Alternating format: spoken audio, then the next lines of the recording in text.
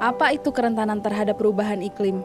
Untuk menjawab pertanyaan ini, kita harus belajar tentang apa artinya perubahan iklim dan bagaimana cara kita, manusia, beradaptasi terhadap perubahan tersebut.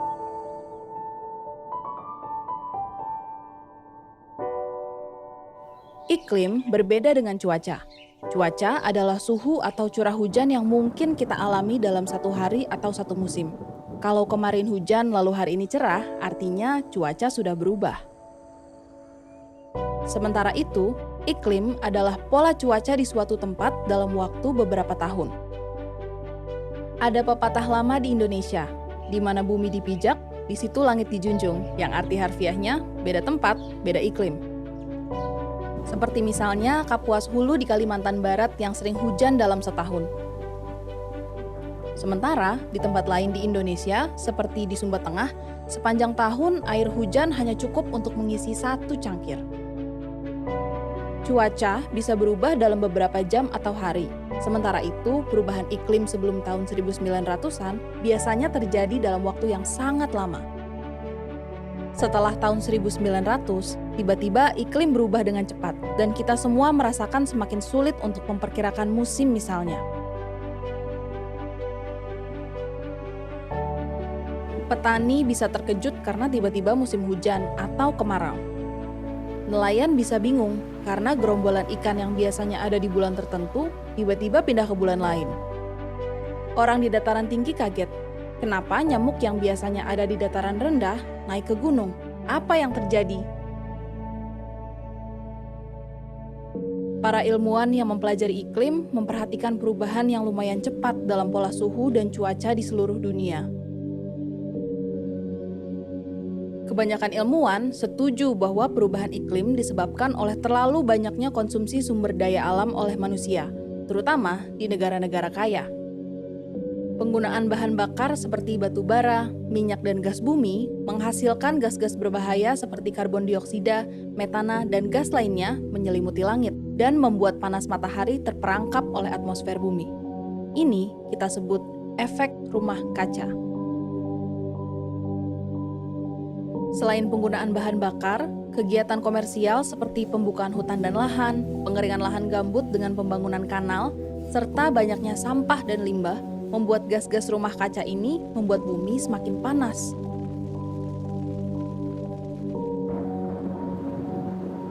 Akibatnya, permukaan air laut naik hingga daratan menghilang dan berubah menjadi lautan. Suhu menjadi panas hingga lautan tidak dapat menghidupi ikan dan biota laut lainnya. Danau jadi kering, dan banyak tempat kesulitan air, sementara tempat lain kebanjiran. Banyak binatang punah, sementara hama, bakteri, dan virus baru mulai keluar dan membuat penyakit baru untuk kita semua.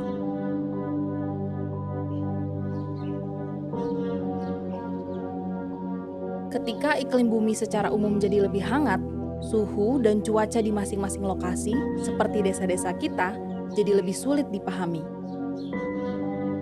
Ada desa-desa yang berubah jadi lebih panas, hujan jadi banyak, atau sering kena bencana seperti topan, kebakaran hutan, atau di desa pesisir, terendam air laut. Ada juga desa yang nampaknya tidak ada perubahan sama sekali, sampai tiba-tiba berubah tanpa bisa ditebak. Perubahan iklim di suatu tempat berhubungan erat dengan perilaku manusia di tempat lain.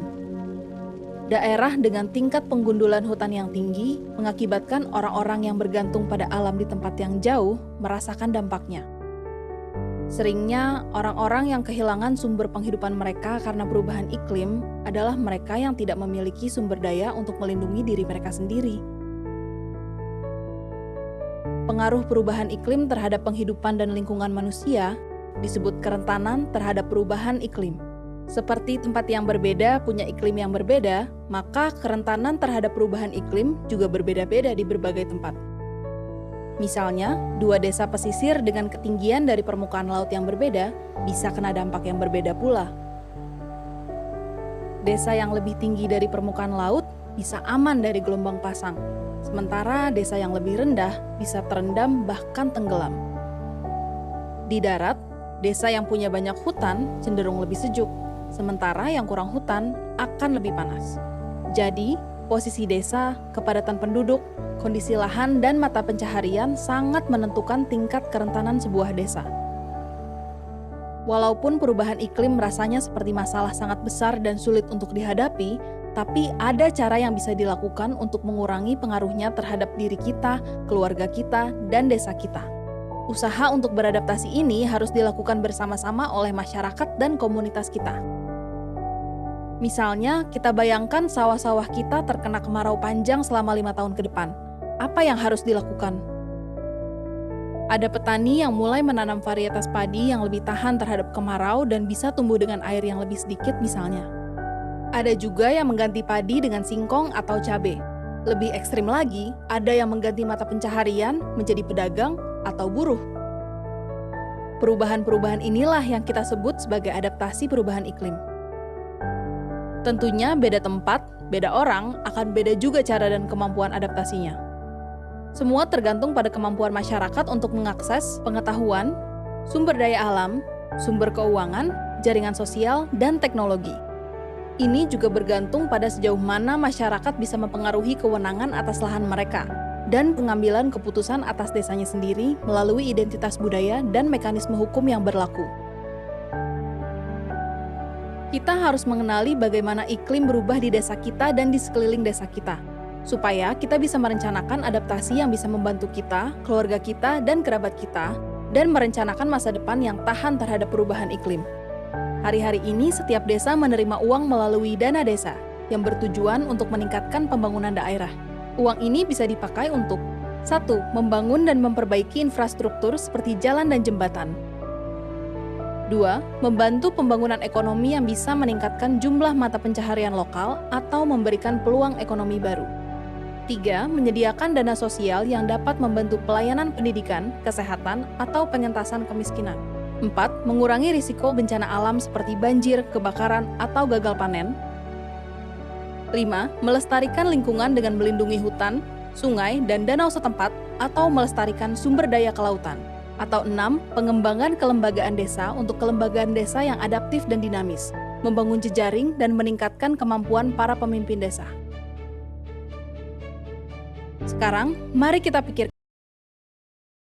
Kita mempertimbangkan perubahan iklim ketika membuat rencana penggunaan dana desa.